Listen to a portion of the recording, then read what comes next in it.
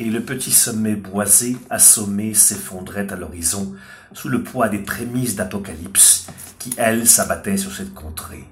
Une charge d'énormes nuages se déployait dans le ciel de France et dans celui des âmes.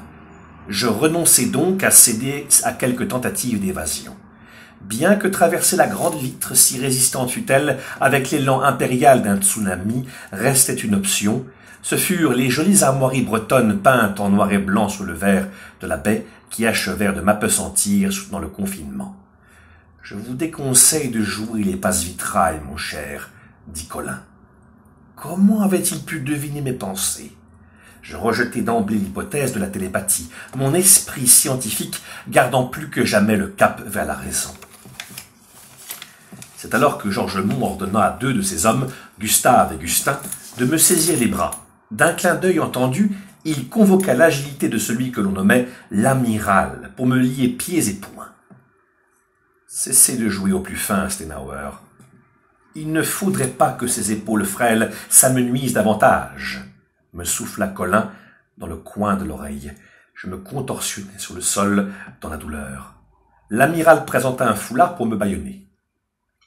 Mais mon instinct de survie, résonnant plus fort que les sirènes des navires de guerre, mes lèvres envoyèrent ce signal de détresse. « Très bien, très bien. » J'obtempère.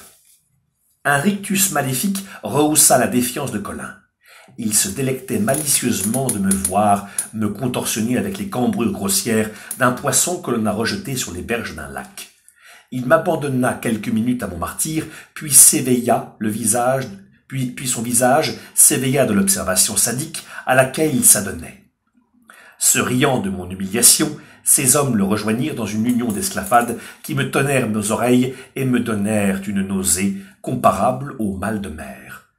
Colin dit à ses hommes, en s'absorbant dans ma condition, « Vous voyez, ce gamin vient de se rendre. Ce n'était qu'une question de temps. De toute façon, il avait déjà abdiqué toute combativité dès lors qu'il eut franchi le seuil de ce navire. » Et le rire de Colin souleva de nouveau une vague scélérate de rire et de moquerie. Colin me fit ôter mes liens, en chef d'équipage, cependant un tantinet clément. Ses joues creuses, livides à l'excès, ses iris sombres, hypnotiques, quasi insaisissables, eurent nourri mes cauchemars d'enfant.